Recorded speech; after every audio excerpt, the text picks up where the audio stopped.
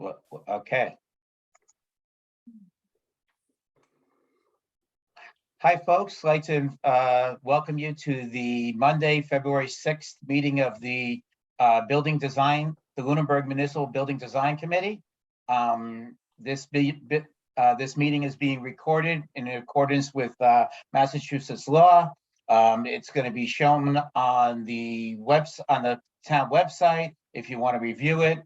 The agenda is here. If you have not registered, the agenda lists all the topics which may be discussed at the meeting and are those reasonably anticipated by the chair. Votes may be taken as a result of these discussions. Not all items listed may be, in fact, be discussed, and other items not listed may also be brought up for discussion to the extent permitted by opening law. Public participation is encouraged, and public comments may be welcomed during the committee member discussion at the direction of the chair. All right, so at 6:12, I'll call the meeting to order. All right, first I'll go for public comment from the public. And other than the agendas not being posted to the members that quickly, I think we're all set there. Then there's public comments from APDC. I don't see them on. Oh, no, you're on, Tony. Sorry. I am. I have no comments other than to let the committee know that we lost a member of the APDC, Anthony D. Canistro, I think is how he pronounces his last name. He resigned because of work issues. And Nathan Lockwood is going to go before the select board sometime in the near future to take his place. And it's my understanding that Nathan has had a lot of experience in the creation of the Architectural Preservation District. And so I'm looking forward to him joining the group and providing us with his insights as to how the APDC is supposed to work with regards to protecting the buildings that are in the district. So that's all I have. Excellent. Oh, thank you. Thank you. Okay, I'll welcome any public comments from the committee members. I don't have any. Okay. So let's see, I have the next is I've discussed feedback from building commissioner and town boards and revised building concepts. Guys, I wasn't able to join the whole meeting last time. Christina wasn't, I wasn't able to join either. I'll ask for your basic thoughts on the comments we got from the building commissioner that from last week. Tom, you want to jump in and give your perspective on what he said? Well, basically what we talked about was, and I think it was a very good discussion because one of the things that if we recommend to do certain things to buildings, it might require us to do other things that we're not thinking about doing because of code regulations or so on and so forth. One of the big items was having school children in any of these buildings. There is going to be a requirement to meet all sorts of things. And if we do certain work that does over X percentage, I can't remember the numbers off the top of my head, then we're going to have to do other things. So we have to be wary of that these that we, like anybody else doing work, will be required to do other things, sprinklers or things, things like that. So from my perspective, it really made the Brooks House very difficult to do any work on that if we were going to plan to use it for schools, because it's not a very big building and it couldn't hold many students, but it would be very expensive to bring that up. But I can't remember off the top of my head other things, but it was a very good discussion. I haven't seen the minutes of it, but my notes here are not the best, but that's really what we got out of it, that we have to be careful about what we recommend because certain things will require other things to be done, which could blow our budget out of the water. Okay. All right, thank you. Yeah, I think from the early discussions with the, when we looked at the TC Passios, we found the same, that since we were touching over 50% of the building, it required everything in the building to be brought up to today's codes, which include structurals and other things that, weren't expected at all. So it's definitely should be a concern for us as we move forward because of the cost implications there as well. Okay. From my perspective, I heard a couple of things that were pretty interesting. Tom gave a good summary of the Brooks House. The Brooks House as a facility that would be reused with an educational component, kids or the ACE program. It's going to generate some requirements for the building. It won't be a quick and easy type of fix to move kids into that building, whether they're under the age of 18 or over the age of 18, like they would be if they're in the ACE program.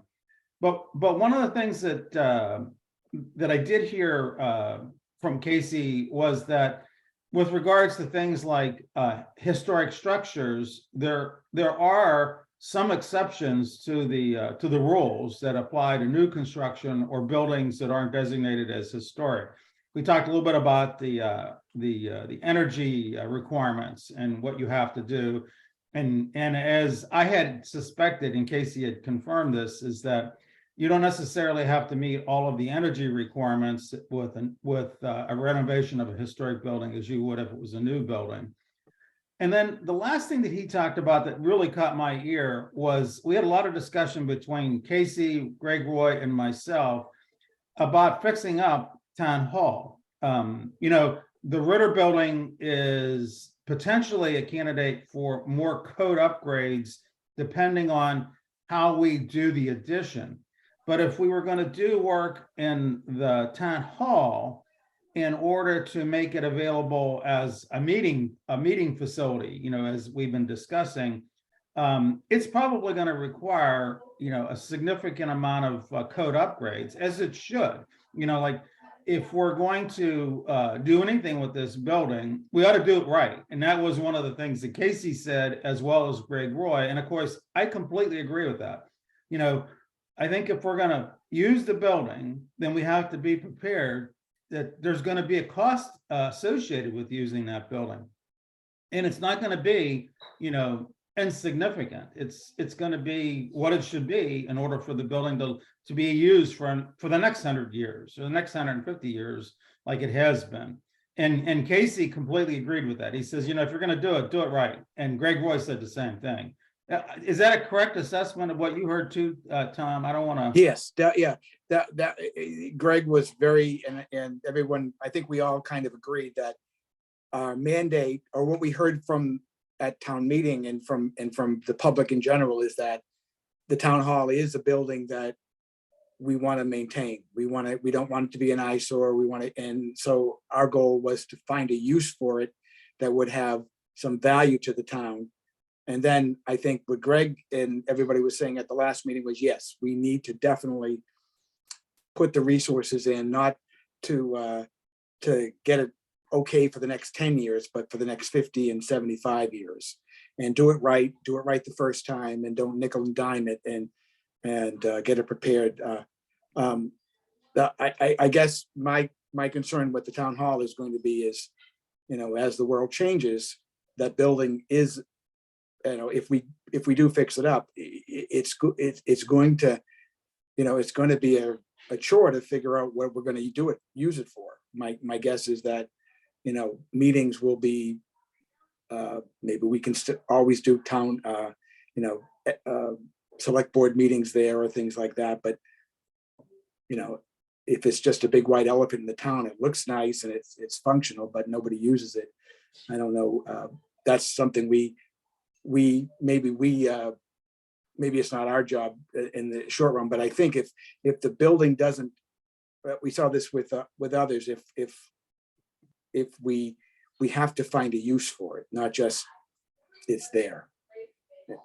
And I think in the short run, meeting room is fine, but I don't think that's the long-term use of the building. Okay, okay. All right. Guys, I appreciate the update on that. Mainly, because I apologize. I didn't really get a chance to watch the meeting and things like that. So it was important for me to update. I did realize right now we don't even have a quorum, because I thought Tony, I thought I had you as a member, but you're just I don't mean to be just, but you're the representative from the APDC. So you really, we don't even have a quorum, guys. So I guess the question is, do you think we should continue? No. Okay. I'm But gonna you have know to, what? Where's Matt? Because Matt wasn't at the last meeting either. And Christina, you mentioned that there was an issue with regards to you getting notifications. And if you haven't talked to anybody at the ID department about getting on the lunenburgma.gov, that needs to happen so you can stay familiar with all the information. So I don't think we should continue anymore, David, because we don't have a quorum. But I'm curious as to why Matt hasn't been on the conversation for the last two meetings as well, because he's been pretty a pretty steady participant. agree, understand, and I understand too. I had a little trouble with the lunenburgma.gov as well, and finally got myself on board with that. So I don't get notified of the meetings. I just know, we talk about when the next meeting is, and I just wait to see. I go to the calendar, and when it's posted on the calendar, I click on it, and there's an agenda, and I look at the agenda from there. So I don't get an email from anybody saying, hey, don't forget the meeting. It's the same with the finance committee. We don't, we know when the meetings are going to be. So I just wait for the agenda to show up. right, but I feel like the finance committee is a little bit different because you guys are meeting in person, so it's easier. Here you Right, have sure. to get the Zoom. Here you need the Zoom link and everything else. Mhm. So, all right, I'll talk to Michael Ray about that and figure out something we can do, because I agree. If I don't get a little prompt to let me know, I'm not usually looking at the town calendar as often as I should. Well, I had problems with my Lunenburg ma.gov website because my son's name is the same as mine, and I got all of his emails at one point in time, like for the whole year. okay. And I opened up my inbox and it was like, oh my God, there's like 350 emails that I haven't opened. But one of the things that I learned from talking with Suzor, and David, if you discuss this with Michael, please mention this. I have subscribed to get the notifications every time agendas or minutes are posted on the Lunenburg website. And I know that Michael Ray did pass off the agenda for this meeting to Ellen, because that was in the email where he sent us a copy. I never got notified that the meeting was going to be posted. Like when Ellen puts that on that website, it should send out an email to everybody that says there's an agenda or there's meeting minutes for all of you who have subscribed. When I spoke to the Suzor people, when I was dealing with my own personal email issues, the lunenburgma.gov associated with my son and myself, the Suzor people told me that they're not responsible for managing that software. I just wanted to remind you guys that we're on live television. Yep. So, Okay. okay. So, but that needs to get fixed, because we're not getting notifications. So please mention that to Michael Ray Jeffries. I did ask the Suzor people to let them know, let the town know that, that the subscription service was not working correctly. Are you guys able to hear me now or no? We can. Yes. I can, yeah. Okay, so all I was gonna ask is so I went online to even see, I've been checking and I don't see anything for January, but I don't even see us under boards and commissions anymore. So maybe that's part of the issue. Maybe because that got removed at some point, they removed my email. So I could be because this is the only board I'm part of, so that could be part of it. Okay, so let me take that up with the group, with Michael Ray, and take it up with other folks, just to make sure that gets done on that. Yeah.